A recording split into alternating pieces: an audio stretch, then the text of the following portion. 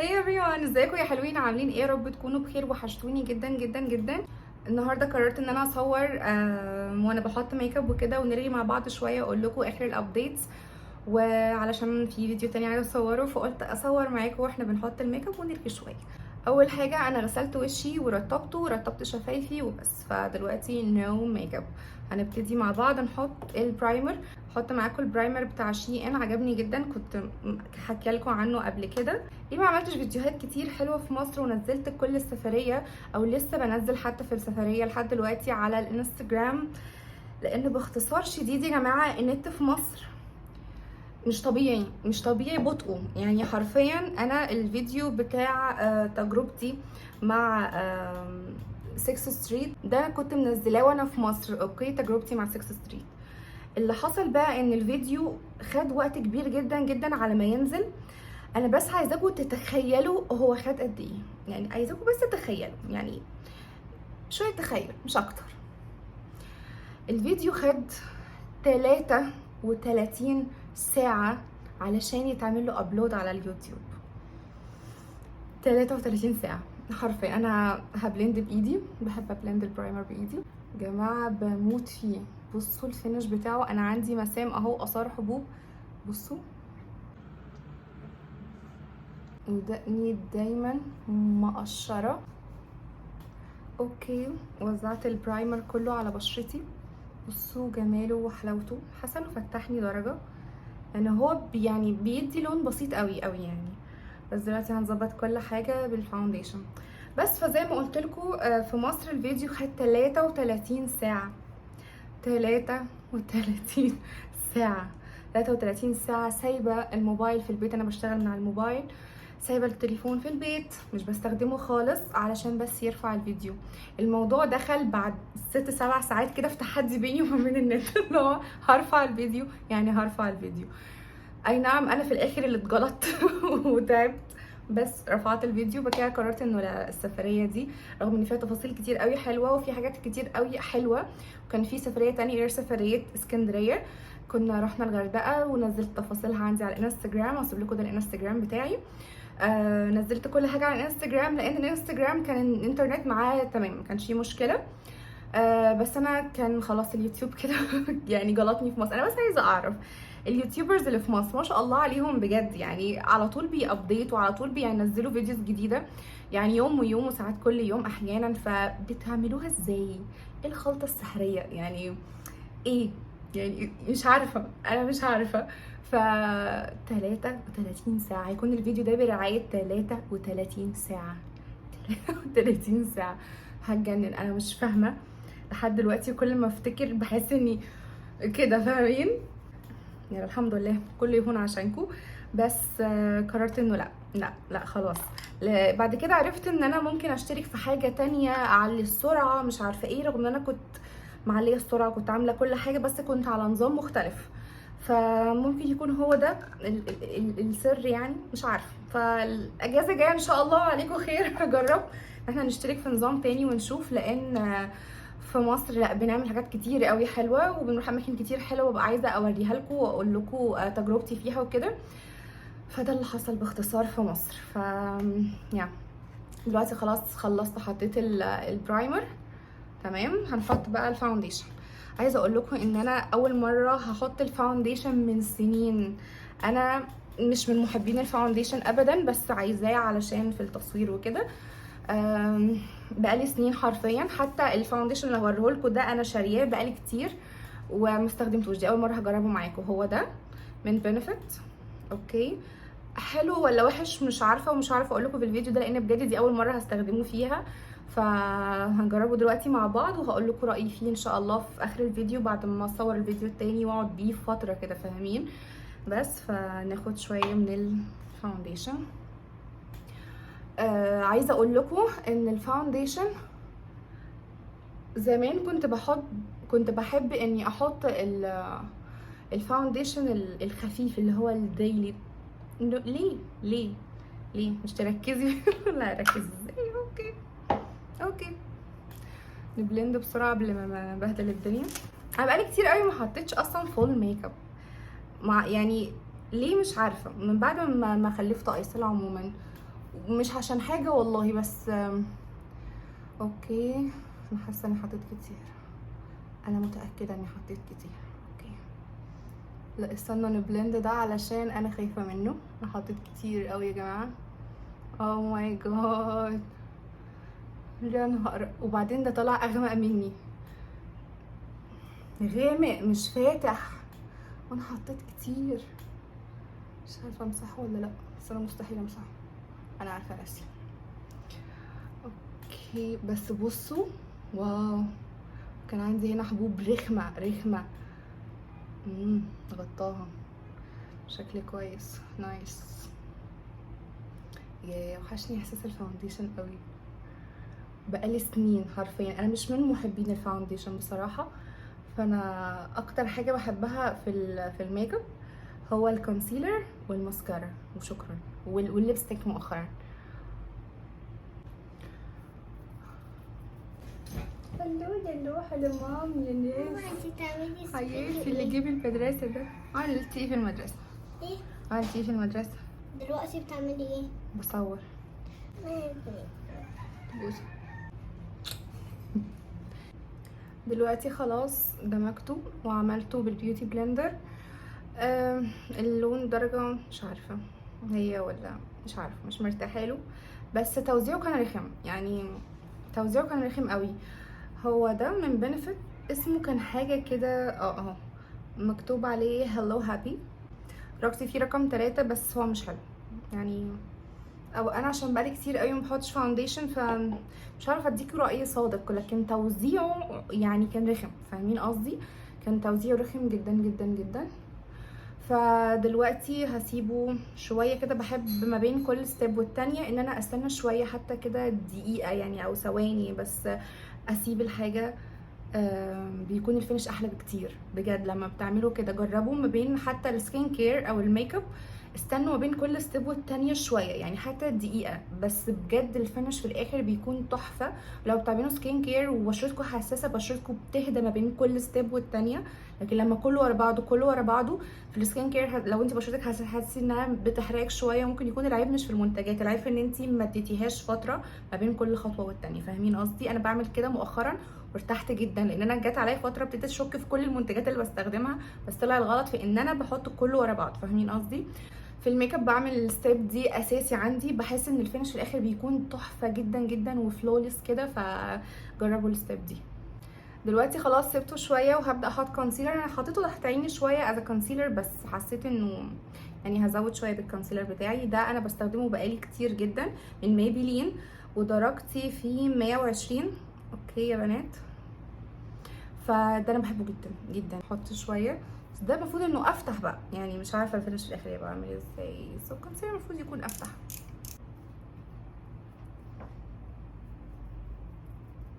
اوكي حطيناه، نبدا ندمج. سبونج صغنونه دي بحبها جدا، وتخيلوا جايباها منين؟ جايباها من ميني سو، حلوه جدا جدا.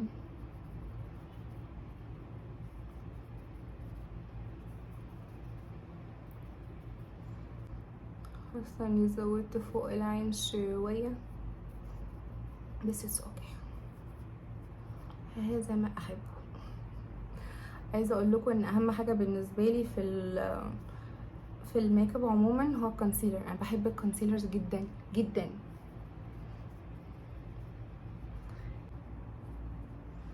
بس كده عملت الكونسيلر، هستنى عليه برضو حاجه بسيطه جدا وابدا اثبته بالباودر. دلوقتي خلاص سبت الكونسيلر شويه وهنبدا نثبته بالباودر. انا هستخدم الباودر دي من كوتي ارسبن. انا بحب الباودر دي جدا جدا جدا، وبستخدمها بقالي كتير ثابته عليها علشان هي حلوه، يعني ناعمه جدا. هي لوس باودر ناعمه قوي قوي، وكمان بتديني فينش حلو، فاهمين قصدي؟ ومش فينش ابيض كده يعني، فاهمين؟ ما بتديش لون الرخم بتاع الباودرز. فنفتحها بعيد عني لانها مكسوره شويه فبتبهدل الدنيا. علشان الكونسيلر بتاعكم ما يخططش من هنا كده، لما في نهايه اليوم بتلاقوه عمل خط هنا كده واتمسح شويه، لازم تثبتوه بالباودر كويس جدا جدا جدا. انا كمان بثبت تحت عيني، مهم جدا جدا عشان عندي اللاين ده، فالكسره دي تحت العين لو ما ثبتهاش كويس برضو بتعمل خطوط كده من الكونسيلر، فممكن يكون العيب مش في الكونسيلر نفسه، بس هو يعني وشي كده، فاهمين قصدي؟ بشرتي كده فيها الكسره دي فبتكون سخيفه شويه، لازم اثبت كويس قوي بالكونسيلر، بالباودر قصدي كونسيلر بالباودر. بحط كتير شويه وبعد كده بسيبه. بصوا كده بتعب، خصوصا تحت كسرة العين الغدارة، لان هي بتبوظ لي دايما الميك اب لوكس بتاعتي، تخلي الفينش سيء جدا جدا. كسرة العين دي لما ما بهتمش بيها، اللي هو ما اهتمتيش بيا طب اهو، فاهمين؟ بس كده يا حلوين، انا ثبت وشي كله باللوس باودر علشان اوكي تمام، لان انا قبل ما اثبت وشي بيها او ماي جاد بهدلت نفسي. ثواني انضف البهدله دي، ثانيه واحده. تمام خلاص نضفت كل حاجه. الفينش بقى عجبني جدا جدا لما حطيت ثانيه واحده، لما عملت باللوس باودر. في رمش هنا. اوكي، لما عملت باللوس باودر خلاص وثبت بقى عجبني الفينش بصراحه. يا جماعه مستغربه وشي وحسيت تقيل ومكتوم عشان بقالي كتير قوي ما حطيتش فاونديشن، ف مش عارفه يعني. يلا خلينا نكمل. دلوقتي هحط بلاشر وهنعمل حواجبنا وعينينا. اوكي اوكي، بصوا في الالوان دي، فانا قررت احط ده. اوكي، نزلته تحت شويه. لا تمام تمام.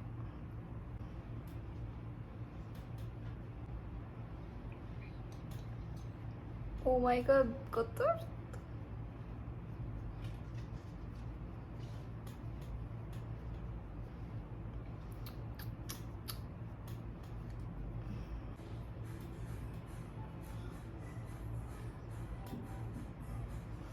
حبيت البلاشر هنا، باظ مني اصلحه دلوقتي. بقالي كتير برضو ما حطيتش بلاشر يا جماعه، انا بقالي كتير ما حطيتش فول ميك اب من الاخر من الاخر، فجاي استعيد معاكم الذكريات وارجع تاني ادرب ايدي عشان ارجع فيه زي زمان. انا زمان يا جماعه، زمان قبل ما اخلف ايسل كان كل يوم بنزل وانا حاطه فول ميك اب وحاجه كده سوبر جلامري، واي شادو بقى لا مش اي شادو، اي لاينر بقى الوان، وكحل في عيني الوان، وحاجه كده مطرقعه ومجنونه وكان الكل بيقول عليا ان انا عايقه في نفسي شويه، فكل ده انتهى. بس بنفسي يعني زهقت، فاهمين؟ جت عليا فتره كده زهقت واتلهيت. بس فمبسوطه قوي ان انا شايفه يعني old me، ان انا شايفه سهيلة القديمه تاني. فاول مره اشوف نفسي ب فاونديشن بلاشر، عجبني يعني، مبسوطه، فاهمين؟ حتى كنا في مصر عندنا مناسبه، كان عندنا كذا مناسبه وفرح وكده، فما حطيتش خالص فول ميك اب، برده كونسيلر وحطيت تنت شويه اي شادو وماسكارا وليبستيك وظبطت حواجبي بس كده، وسبت بشرتي بطبيعتها بمسامها باثار حبوبها بكل حاجه. تفهموش ثقه في النفس جامده ولا جنان ولا ايه معرفش، بس حسيت ان انا كده تمام، فاهمين؟ خلوني احكي لكم شويه عن سفريه مصر يا جماعه، علشان حصل فيها شويه حاجات غريبه مريبه، بس رغم كده الحمد لله.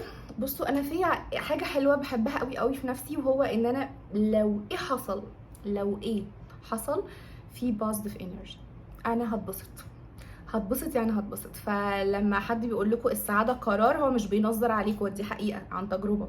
فاللي حصل في مصر كالاتي. لما رحنا المصيف بالذات، لما رحنا الغردقه، بصوا دي احلى مره رحت فيها الغردقه، واحلى مره رحنا صيفنا فيها مع بعض از فاميلي. بالرغم اللي حصل من اول يوم من اول يوم لاخر يوم كوارث. اول يوم هو كان مده اسبوع، فاول يوم اول ما رحنا لا قبل ما نروح اصلا، قبل ما نروح يا جماعه، قبل ما نروح الحجز اتلغى بس كده يعني. جينا نجدده تاني، راحوا غلوا علينا السعر كتير كتير، رقم فعلا وقدره، بس اللي هو هنتبسط. هنروح برضو، هنعمل ايه، خلاص ده كان سيزون، وكان كل الفنادق رفعت السعر اوريدي، علشان احنا بنحجز من بدري جدا، بنحجز قبلها بشهور علشان موضوع السعر ده. تمام كده الحجاب احلى بكتير صح؟ فبس بعد كده حجزنا ورحنا وقلنا خلاص هنتبسط وخدنا القرار. رحنا هناك لقينا مدينا غرف مش الغرف اللي احنا حاجزينها، فنزلنا اتخانقنا خناقه جميله قوي قوي قوي ما شاء الله في الريسبشن.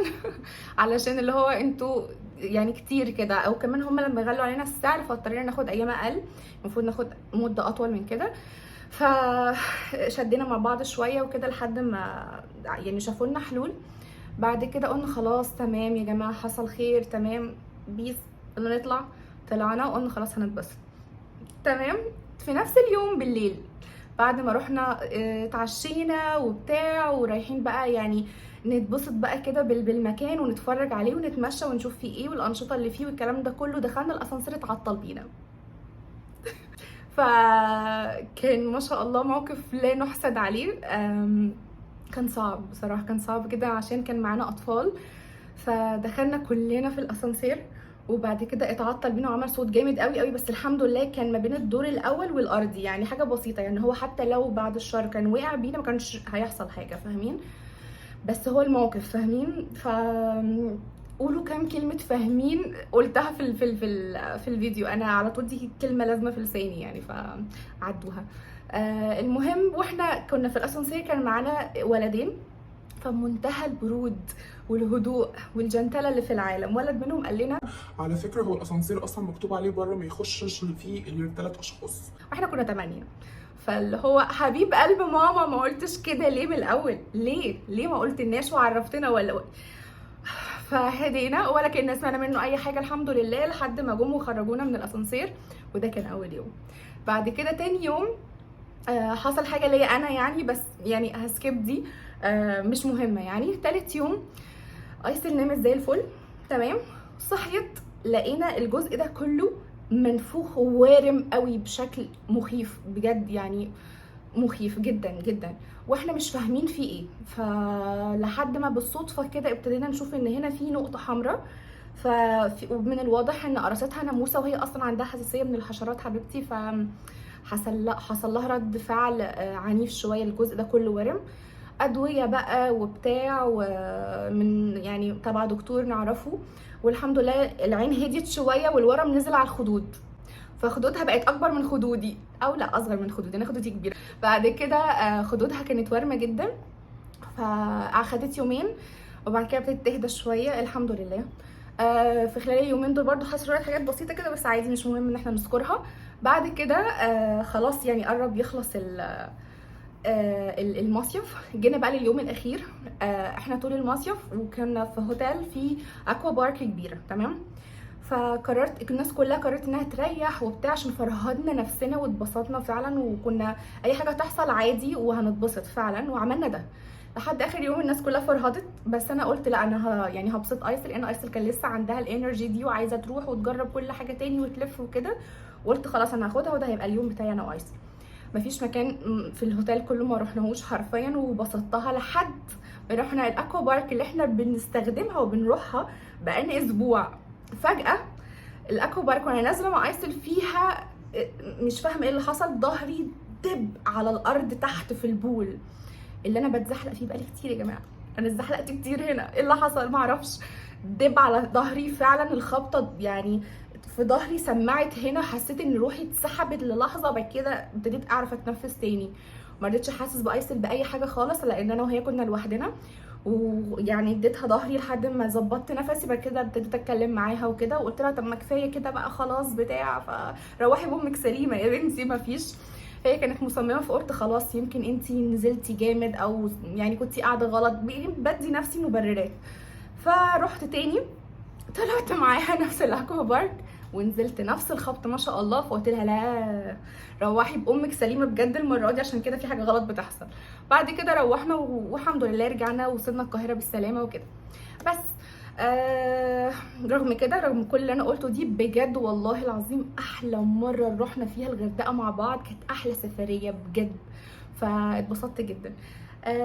دي كده كانت نبذه ايه كانت نبذه بسيطه عن سفريه الغردقه. خلونا نكمل الميك اب لان انا اتاخرت وعماله اتدلع والشمس هتغيب مني، مش هلحق اصور الفيديو التاني بمنتهى البساطه. فنعمل دلوقتي اعمل حواجبي. انا حواجبي برضو انا يعني ما بحبش ارسمها قوي وتبقى شارب وغامقه، فانا بمنتهى البساطه بستخدم دي وبس. الماسكارا دي من NYX. اوكي، درجتي فيها استنوا عشان مش لاقياها. رقم 3، المفروض انها رقم 3 بس كده. فانا دي الحاجه الوحيده اللي انا بستخدمها لحواجبي. زمان كنت بستخدم الجل بس ما حبيتوش بصراحه وسبته عندي لحد ما نشف اساسا، وعشان انا عارفه ان انا مش هحبه جبت واحد يكون رخيص شويه بحيث ان انا ما ازعلش على سعره.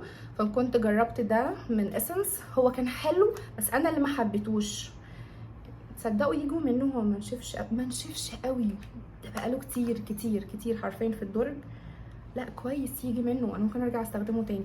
ممكن تاني ارجع استخدمه كده او يعني شويه كده، هتدرب عليه شويه وبعد كده اصور لكم ان شاء الله واقول لكم رايي. بس هو تقيل سنه يعني، ومحتاج انك تكوني شاطره فعلا ودربتي ايدك كويس عشان تظبطي الفينش نفسه بتاعه. لكن دي سوبر ايزي، مفيش اسهل من كده. وكمان بتديني اللون البسيط اللي انا بحبه. انا بحب حواجبي تكون نفس لونها يا دوب بس تتظبط. في فتله هنا مجنناني. اوكي، بعمل حواجبي لفوق كده بحيث انها تكون ناتشرال. اوكي اوكي اوكي. انا بحاول اتكلم وانا بحط اي ميك اب علشان ما اقعدش اعمل الحركات الغريبه اللي بنقعد نعملها دي، فاهمين؟ جربوا التريك دي، لما بقعد اتكلم ما بفتحش بقي واعمل حركات غريبه. اظبط بقى اظبط بقى. يس بس انا تمام، مش عايزه حاجه اكتر من كده. نعمل ايه تاني؟ لو انتي زي حابه حواجبك يكون شكلها طبيعي نفس لونها متظبطه حاجه بسيطه، الماسكارا هي الحل. مبحبش ارسمها واحددها والكلام ده كله بصراحه، ما بحبش خالص. اوكي سنه واحده بسيطه. يس بس اظبط بقى. يس تمام. اوكي كده ظبطت حواجبي نوعا ما. هبدأ احط الاي شادو. هستخدم الباليت بتاعتي my favorite one. بصوا دي اكتر باليت اي شادو بحبها في حياتي كلها. اول ما نزلت جريت على طول على سيفورا عشان اشتريها من كتر حبي في الوانها اساسا، وهي بتاعت هودا بيوتي this one. مش عارفه بقى استخدم الوان ايه، لسه مش في دماغي حاجه معينه، بس احط بيزكس، مش حابه احط الوان كتير وارسم وافنن، مش وقته. نحط لون انتقالي الاول.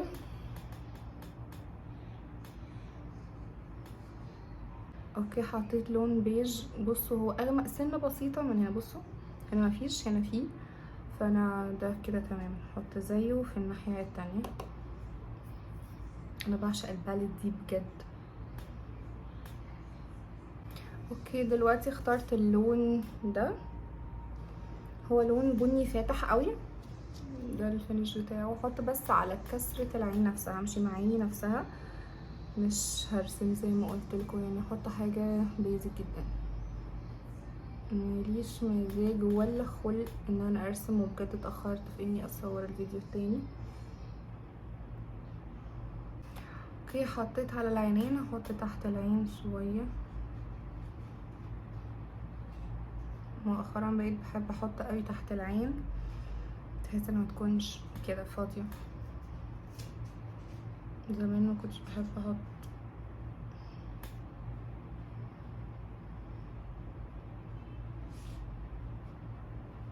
كده خلصت الاي شادو. مش عارفه اذا كنت احط اي لاينر ولا لا. عموما لو احط اي لاينر احط ده من شي ان، كنت كلمتكم عنه في الفيديو اللي فات، بس ده لازم احطه اوف كاميرا.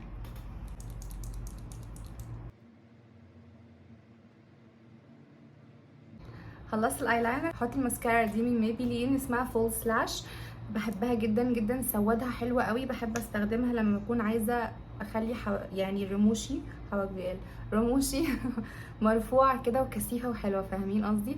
هحطها دلوقتي. بصوا من اول كوت بتديني نتيجه حلوه بصراحه. هكمل احطها اوف كاميرا. بصوا النتيجه بتاعتها حلوه حلاوه يا جماعه، بحبها جدا جدا جدا. هحط دلوقتي العين التانية. بصوا يا جماعه خلصت خلاص الماسكارا، وشكلها تحفه ازاي، واديت طول وكثافه لرموشي دي كده بيرفكت بالنسبه لي، ما بحبش اكتر من كده. نفسي بصوا ما بعرفش احط الرموش، نفسي اتعلم قوي احط الرموش بجد، لان نفسي اجربها قوي، نفسي اشوف شكلي بيها. ف ده كده اللوك بتاعي. بفكر ازود شويه اي شادو، مش عارفه، بفكر بس خلينا نجرب كده شويه بسيطه، يعني اطلعه لفوق شويه واشوف كده الدنيا تبقى عامله ازاي. كده زودت الاي شادو شويه لحد فوق، عجبني بصراحه. وزودت شويه البلاشر لان حسيت ان هو بقى اخف شويه. هحط دلوقتي الهايلايتر. عايزه اقول لكم اكتشفت مؤخرا هايلايتر حلو جدا وعجبني جدا، ده من ريفوليوشن، حلو حلاوه يا جماعه، ينافس ماك بجد، وفرق السعر رهيب، يعني هو سعره حلو جدا. بس بحب اخد بالبراش دي الصغننه دي كده، احط هنا كده، تدي سحبه كده لمناخيري. بصوا شوفوا جمال مجرم مجرم مجرم، واكتشفته بالصدفه البحته. احط هنا في الانر كورنر.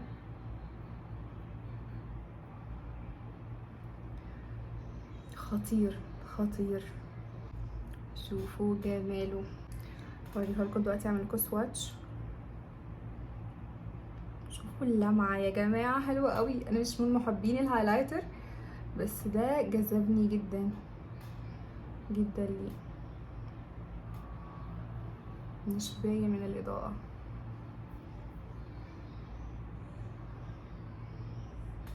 اوه ماي جاد، اوه ماي جاد،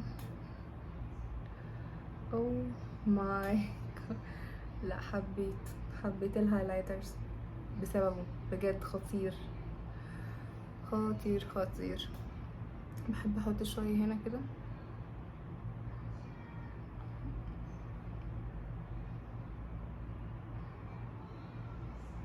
اوكي فاضل لبستيك. بقى حدد شفايفي بالقلم ده من شي جلام، كنت برضو مصوره لكم قبل كده وعجبني قوي قوي يا جماعه، كريمي جدا. اوكي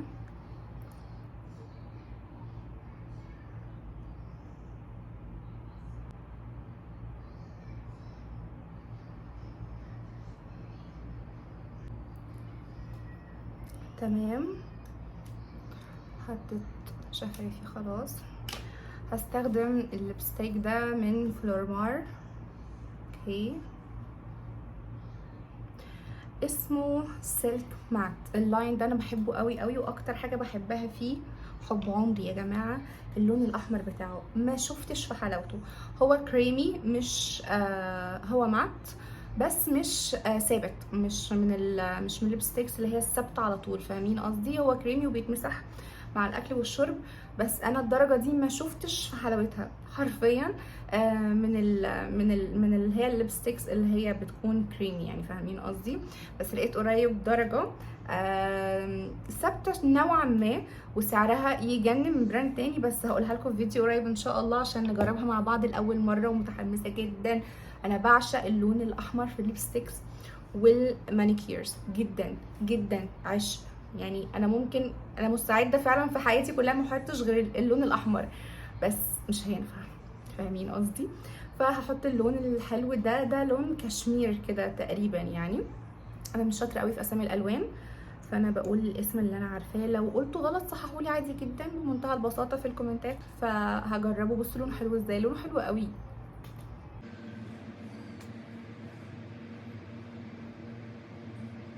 ودي كده اول فول ميك اب احطه من سنين، ف حاسه اني مستغربه الشكل شويه، بس حبيت بصراحه.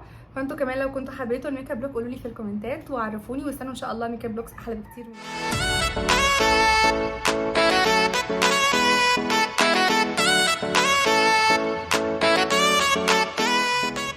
وبس كده يا حلوين، ده الفاينل لوك. يا رب يكون عجبكم. لو ما استفدتوش بحاجه من الفيديو ده تكونوا اتسليتوا على الاقل. مستنيه اقراكم في الكومنتات.